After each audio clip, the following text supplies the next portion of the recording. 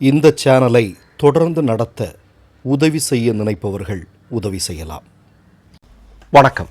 அமித்ஷா பாராளுமன்றத்தில் ராகுல் காந்தியை பார்த்து 3 செய்திகளை சொல்லியிருக்கிறார். ஆனால் அந்த 3 செய்திகளுக்கு பிறகு இந்திய மக்கள் அமித்ஷாவிற்கு எதிராக மிகப்பெரிய அளவில் ஒரு கொந்தளிப்பான மனநிலைக்கு வந்திருக்கிறார்கள்.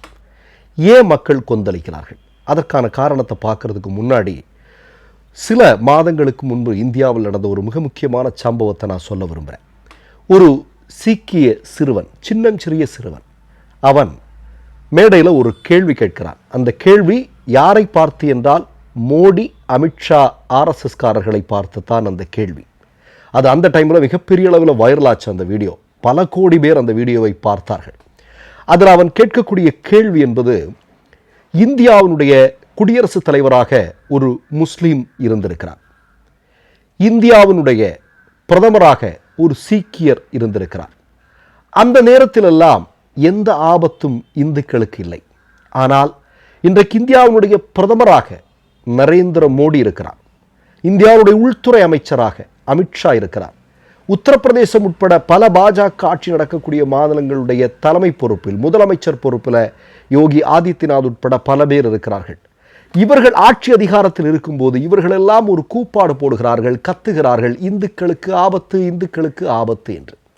இது ஏன் அப்படின்னு அந்த சிறிய சிறுவன் ஒரு கேள்வியை கேட்குறான். நான் சொல்கிறேன், ஒன்றே ஒன்று மட்டும் சொல்கிறேன் பாருங்க. வருங்கால இந்தியா மாற்றி சிந்தித்து கொண்டிருக்கிறது.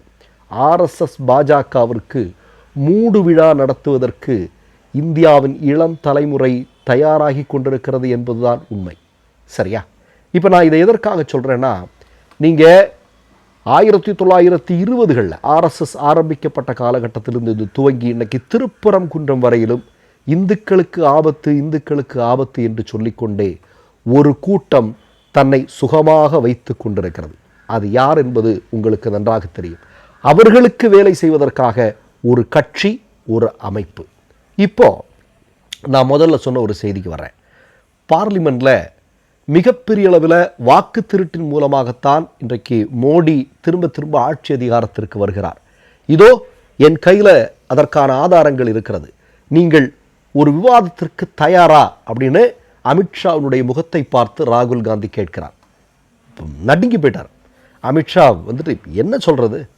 ஆனால் அதற்காக அமித்ஷா சொன்ன செய்திகள் தான் இன்றைக்கு இந்திய மக்கள் மத்தியில் ஒரு மிகப்பெரிய கொந்தளிப்பை உருவாக்கி இருக்கிறது.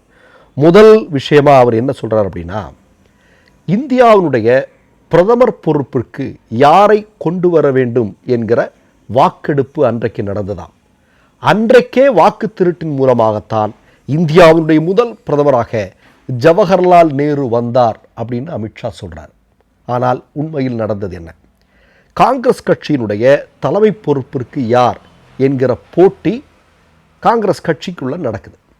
அதில் 12 வாக்குகள் சர்தார் வல்லபாய் பட்டேல் வாங்குகிறார், 2 வாக்குகள் ஜவஹர்லால் நேரு வாங்குகிறார். ஆனால் மகாத்மா காந்திக்கு அது சுத்தமாக பிடிக்கல. ஏன்னா மதச்சார்பற்ற சோஷலிசவாதியாக இருக்கக்கூடிய, எல்லா மக்களையும் ஒரே போன்று பார்க்கக்கூடிய ஒரு மகத்தான மனிதர் தான் அந்த இடத்துக்கு வரணும் அப்படிங்கிறது காந்தியாருடைய விருப்பம். சரியா? கடைசியில் காந்தியாருடைய விருப்பம் நிறைவேற்றப்படுகிறது. சர்தார் வல்லபாய் பட்டேல் சரிதான், நான் இந்த போட்டியில் பங்கெடுக்க விரும்பவில்லை என்று தன்னை விலக்கி கொண்டார். பிறகு இந்தியாவினுடைய முதல் பிரதமராக தேர்வு செய்யப்பட்டவர் பண்டிட் ஜவஹர்லால் நேரு. இன்றைக்கு நாம் அனுபவிப்பது எல்லாமே அவர் போட்ட விதைகள் தான். யார் என்ன செய்தாலும் அவருடைய புகழை யாராலும் மறைக்க முடியாது, அழிக்க முடியாது. இந்தியா என்கிற ஒரு நாடு இருக்கிற வரையில், இந்தியன் என்கிற ஒரு மனிதன் இருக்கிற வரையிலும் அவர் புகழ் என்றைக்கும் ஒலித்து கொண்டே தான் இருக்கும். அப்போது இவர் சொல்கிறது ஒரு வட்டி கட்டின பொய் அப்படிங்கிறது அம்பலமாகிருச்சு. அடுத்ததாக மிக முக்கியமான விஷயம் என்ன அப்படின்னு நீங்கள் பார்த்தீங்கன்னா, ரைபரேலி தொகுதியில், உத்தரப்பிரதேசத்தினுடைய ரைபரேலி தொகுதியில் இந்திரா காந்தி அவர்கள் இதே வாக்கு திருட்டு என்கிற ஒரு புகாரை அடுத்து தான் அவர் பதவி விலக நேரிட்டது அப்படின்னு அவர் ஒரு செய்தியை சொல்கிறார். அதாவது யஷ்பால் கபூர் என்று சொல்லக்கூடிய பிரதமர் அலுவலகத்திற்கு நெருக்கமாக இருந்த நபர் தன்னுடைய பதவிக்காலம் முடிவதற்கு முன்னரே அதை துஷ்பிரயோகம் செஞ்சிட்டாரு அப்படின்னு சொல்கிறதுனுடைய பேரில் இந்திரா காந்தி அவர்களுக்கு வந்து ஒரு இந்திரா காந்திக்கு தடை விதித்தார்கள் கோர்ட் அப்படிங்கிறது. அது காரணம் வந்து அன்றைக்கு வாக்கு திருட்டு நடந்தது, அவர் வந்து பதவிக்கு வருவதற்காக அப்படிங்கிற மாதிரியான ஒரு செய்தி. பிறகு பின்னாளில் அது உண்மை இல்லை அப்படின்னு சொல்லிட்டு இந்திரா காந்தி அம்மையாருக்கு கோர்ட்டே விலக்கு அளித்த செய்தியை பார்த்தோம். இப்போ அதுலேயும் எந்த விதமான துளியளவும் உண்மை இல்லை என்பது இன்னைக்கு தெரிய வருது. அடுத்ததாக சொல்கிறார் சோனியா காந்தி அவர்களுக்கு வாக்குரிமை என்பது கிடைப்பதற்கு முன்னரே, வாக்காளர் பட்டியலில் அவருடைய பெயர் வர்றதுக்கு முன்னாடியே அவர் வாக்களித்து விட்டார் அப்படிங்கிற ஒரு செய்தியை சொல்கிறார். அதை எப்படி சொல்கிறாருன்னா, நேரு குடும்பமே வாக்கு திருட்டில் ஈடுபட்டது தான் அப்படிங்கிற ஒரு தோற்றத்தை அமித்ஷா சொல்கிறார். இந்த அமித்ஷா நமக்கு தெரியும், காலேஜில் படிக்கும்போதே எப்படி எலெக்ஷனில் கோல்மால் பண்ணி ஆட்சி, அந்த காலேஜ் எலெக்ஷன்லேயே எவ்வளோ பெரிய தில்லுமுள்ளு பண்ணவர் அப்படிங்கிறது உலகத்துக்கு தெரியும். இவர் வந்து அங்கே வந்து வடை சுடுறார். உண்மையில் நடந்தது என்ன? சோனியா காந்தி அவர்களுக்கு வாக்காளர் பட்டியலில் பெயர் இருந்தது. இந்திரா காந்தி சொல்கிறார்,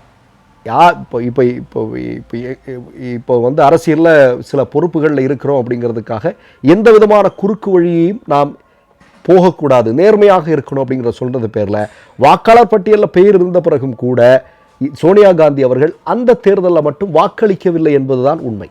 ஆனால் இதே அமித்ஷா என்ன சொல்கிறார் அப்படின்னா, சோனியா காந்தி, இந்திரா காந்தி, ஜவஹர்லால் நேரு என்று இவர்களை பயமுறுத்துகிற, இவர்களுடைய தூக்கத்தை கெடுக்கக்கூடிய நபர்களை எல்லாத்தையும் முன்னிறுத்தி இவங்க எல்லாம் வாக்கு திருட்டின் மூலமாகத்தான் வந்தார்கள், வாக்கு திருட்டை செய்திருக்கிறார்கள்ங்கிற பொய்யான தோற்றத்தை உருவாக்கி இருக்கிறார்.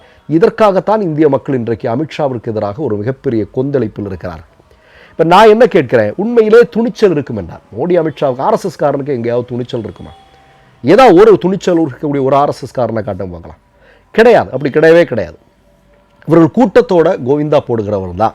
இப்போ நான் என்ன கேட்குறேன், அமித்ஷா அவர்களுக்கு துணிச்சல் இருக்கும் பட்சத்தில் ராகுல் காந்தி அவர்களோடு இந்த ஓட்சோரி விவகாரத்தில் 1-to-1 விவாதம் நடத்துறதுக்கான துணிச்சல் இருக்கா? மோடிக்கு இருக்கா? மோடி தான் பாவம், அவரை விட்டுருவோம், அவர் பாவம், அவரை விட்டுருவோம், நீங்கள் அவரை வந்து கண்டுக்க வேண்டாம். அமித்ஷா சொல்கிறார் இல்லையா, அமித்ஷாட்ட அவர் சவால் விடுறாரு. இவ்வளவு பாராளுமன்ற பிரதிநிதிகள், மக்கள் பிரதிநிதிகள் இருக்கக்கூடிய இடத்துல நேருக்கு நேராக கேட்கிறாரு, முடியுமா அப்படின்னு. அதற்கு பதில் சொல்ல முடியவில்லை.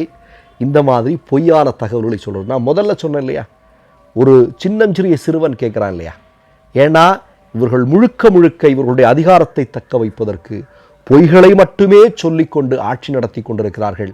அது எந்த காலத்திலும் அது அப்படியே எடுபடப் போவதில்லை. மாற்றம் விரைவில் வரப்போகிறது என்பதுதான் உண்மை. அது இளம் தலைமுறையினுடைய நம்பிக்கையில் இது போன்ற பேச்சுக்களின் மூலம் நமக்கு தென்பட்டு கொண்டிருக்கிறது. மற்றொரு நிகழ்வில் சந்திப்போம். நன்றி, வணக்கம். 3 யூடியூப் சேனல்கள் வியாபாரத்திற்கு இருக்கிறது. தேவைப்படுபவர்கள் இந்த எண்ணுக்கு தொடர்பு கொள்ளுங்கள். மை நேம் இஸ் ரெட் சேனலை சப்ஸ்கிரைப் பண்ணிக்கோங்க. அதுக்கப்புறமா பக்கத்தில் இருக்கிற ஜாயின் பட்டனை கிளிக் பண்ணீங்கன்னா ஒரு நியூ பேஜ் ஒன்று ஓப்பன் ஆகும். அதுலயும் ஜாயின் பட்டனே கிளிக் பண்ணிக்கோங்க. அதுல பாத்தீங்கன்னா credit R debit card options இருக்கு. இதுல உங்களுக்கு விசா, மாஸ்டர் கார்டு, ரிப்பே அப்படின்னு 3 ஆப்ஷன்ஸ் கொடுத்துருக்காங்க. அதுல நீங்க எந்த கார்டு சூஸ் பண்றீங்களோ அந்த கார்டோட நம்பர் என்டர் பண்ணிக்கோங்க. அப்புறமா கார்டோட வேலிடிட்டி மந்த் அண்ட் இயரை டைப் பண்ணிக்கோங்க. அடுத்தபடியா உங்க கார்டோட பின்னால CVC கோடுன்னு சொல்லிட்டு 3 நம்பர்ஸ் கொடுத்துருப்பாங்க. அந்த நம்பர் இதுல என்டர் பண்ணிக்கோங்க. அப்புறமா அட்ரஸ் அண்ட் இன்ஃபர்மேஷன் என்டர் பண்ணிட்டு பைங்கிற பட்டனை கிளிக் பண்ணிக்கோங்க. ஒருவேளை உங்க கார்டு நம்பர் இன்வாலிட்னு காமிச்சிச்சுன்னா உங்க கார்டுல இன்டர்நேஷனல் யூசேஜை எனேபிள் பண்ணுங்க.